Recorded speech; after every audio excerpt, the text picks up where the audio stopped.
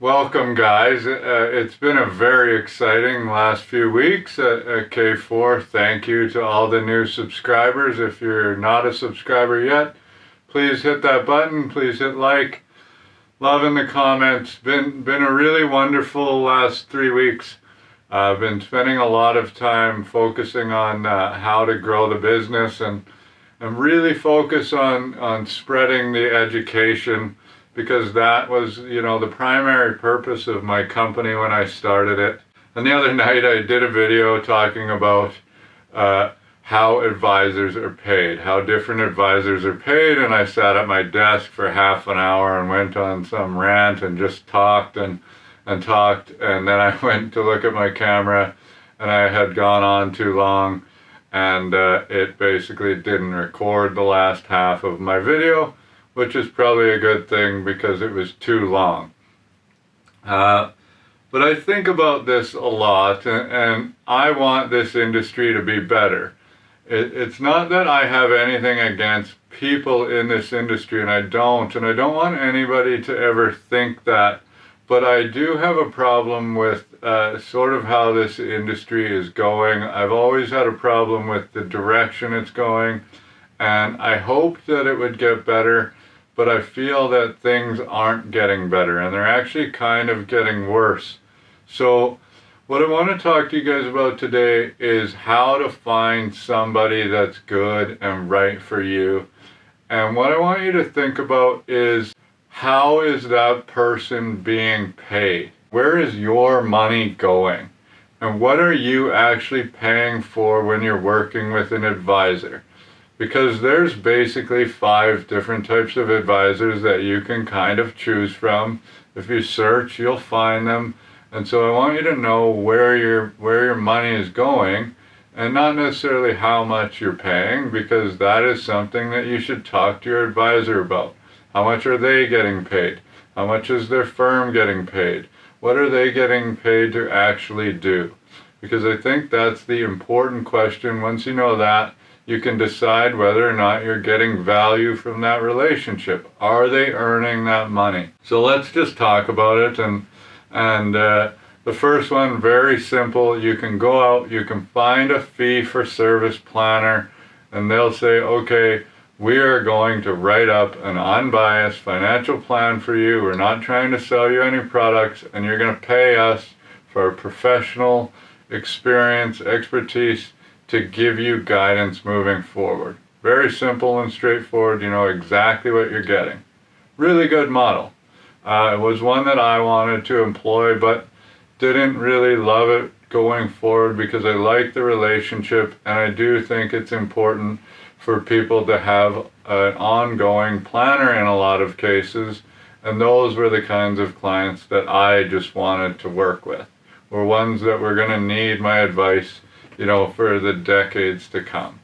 So that comes to, the financial advisor model, let's call it. This is where you'd find a guy like me, maybe somebody that works at Investors Group or something like that, a firm like that, where you're paying sort of for the financial advice. And how we are compensated generally is by saying, go invest your money here. But it kind of seems like we're giving you the investment advice, but we're not. What I'm telling you is, I'm saying, I want you to go invest over here at this robo-advisor. I'm going to help you administer the account, understand what's happening there, but I am not picking those investments for you. However, your money or fees are being charged out of that, and I have an arrangement with them so that we're paying me out of that money. The more money you put in, the more money that K4 is paid. It's the same way with somebody that's at, say, Investors Group, where they say, okay, go invest in these funds. It fits your risk tolerance. Maybe you want to work with this fund manager or this fund manager, and the funds are going to charge this much. My fee is going to be this much, and I'm going to give you advice, and that's how they earn money, not by generating returns. I have no idea how much money that you're going to get in returns. So I don't talk about returns. What is the point? I don't have any idea. I have a lot of clients that know way more about investing than I do, because my job is to be a financial planner. And a lot of the times people think that my job is to somehow pick better investments for you.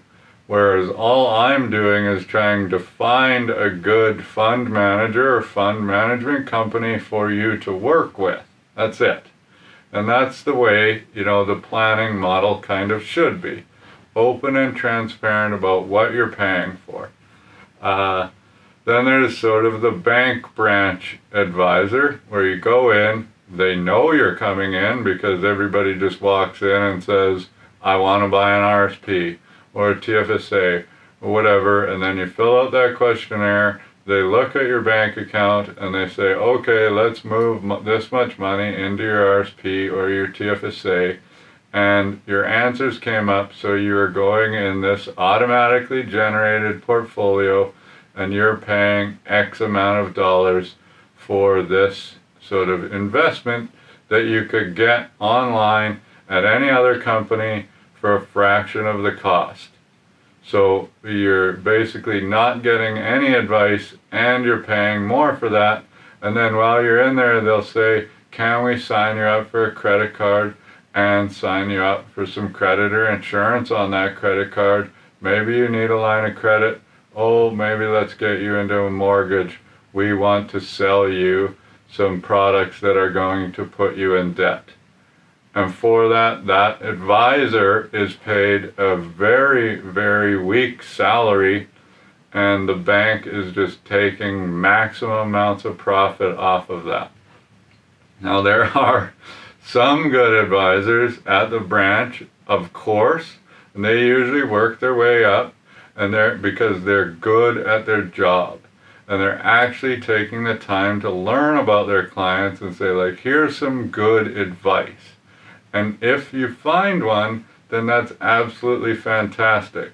But just putting your money in because they're sitting there isn't generally the greatest idea. You're paying a whole bunch of money for nothing, right? You could go on Google and find that information anywhere you want.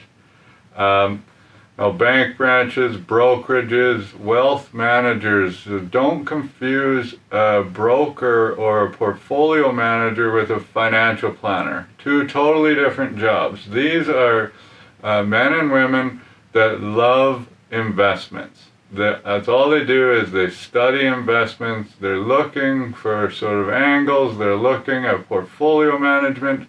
They take completely different courses than a guy like me would, where they're learning about how to trade and buy and sell stocks and look at corporate statements and figure out, where they're finding their investments.